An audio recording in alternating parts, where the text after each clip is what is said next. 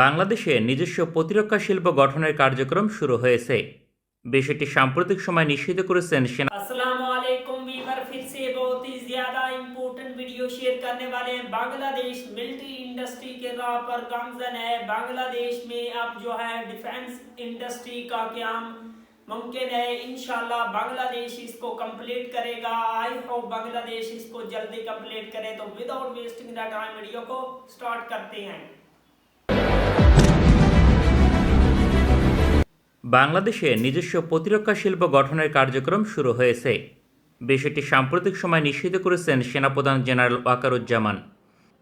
বাংলাদেশ প্রায় সকল সমরস্ত্র ক্রয় করে, কারণ দেশের সমরস্ত্র শিল্প শক্তিশালী নয়। তাই আজকের প্রতিবেদনে তুলে ধরব বাংলাদেশ ডিফেন্স ইন্ডাস্ট্রি গঠনের পথে কতটা অগ্রসর এবং ভবিষ্যতে কী ধরনের সমরস্ত্র উৎপাদন করবে। বাংলাদেশের একমাত্র সমরস্ত্র কারখানা বাংলাদেশ অর্ডিন্যান্স ফ্যাক্টরি। বর্তমানে এর অবস্থান গাজীপুর। এর নিকটে রয়েছে সেনাবাহিনীর গুরুত্বপূর্ণ সামরিক ঘাঁটি রাজেন্দ্রপুর সেনানিবাস।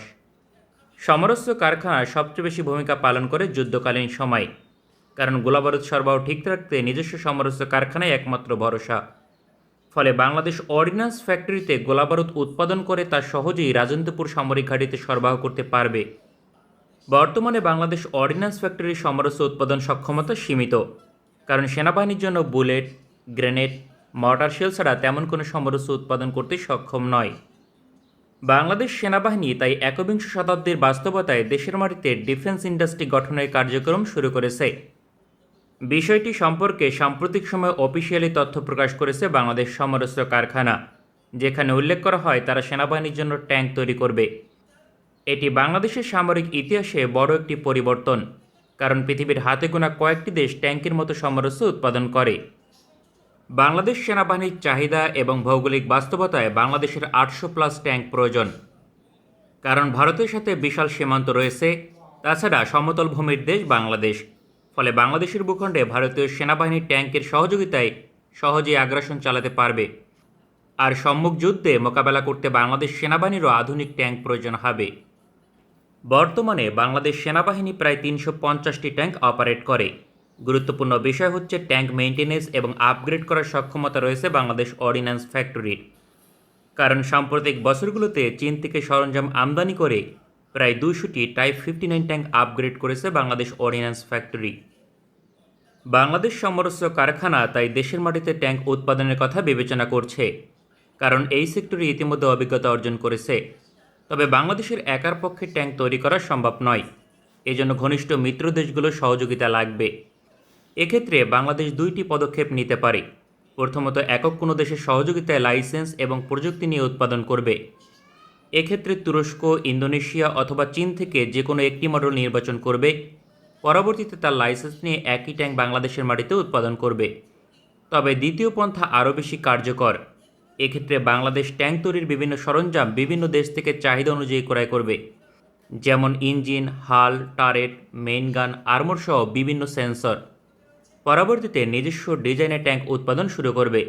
এই পরিকল্পনায় বাংলাদেশ সেনাবাহিনীর জন্য ট্যাঙ্ক উৎপাদন করলে আরও কোয়ালিটি বেটার হবে, কেননা এর মাধ্যমে ইটালি, ফ্রান্স সহ বেশ কয়েকটি দেশের সরঞ্জাম অন্তর্ভুক্ত করা সম্ভব। তুরস্ক নিজেও তাদের ট্যাঙ্ক প্রকল্পে ইটালির সরঞ্জাম ব্যবহার করে। একই কথা প্রযোজ্য ভারত, ইন্দোনেশিয়া সহ বেশ কয়েকটি দেশের ক্ষেত্রে।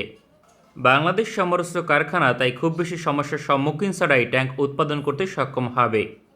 তবে তারা ঠিক কত সালে ট্যাঙ্ক উৎপাদন শুরু করবে তা নিশ্চিত করেনি। হতে পারে আগামী 2 থেকে 3 বছরের মাঝে কার্যক্রম শুরু হবে। ভবিষ্যতে আরও একাধিক সমরস্ত্র দেশে তৈরির কথা রয়েছে, কারণ চাহিদার কমপক্ষে 1/3 সমরস্ত্র দেশের মাটিতে উৎপাদন করার প্রয়োজন। এক্ষেত্রে বাংলাদেশের একমাত্র সমরস্ত্র কারখানা যথেষ্ট নয়। বাংলাদেশ অর্ডিন্যান্স ফ্যাক্টরির একাধিক কারখানা প্রয়োজন হবে।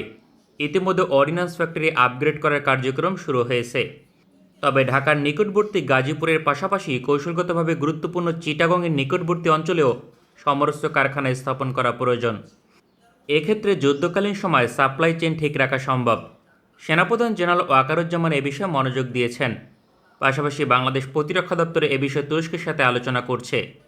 ফলাফলস্বরূপ শীঘ্রই বাংলাদেশের সমরস্ত্র উৎপাদন শুরু করবে তুরস্কের কয়েকটি প্রতিষ্ঠান। এক্ষেত্রে ঢাকার পরিবর্তে চট্টগ্রামকে অগ্রাধিকার দেওয়া হবে। বাংলাদেশের সেন্টার হচ্ছে ঢাকা।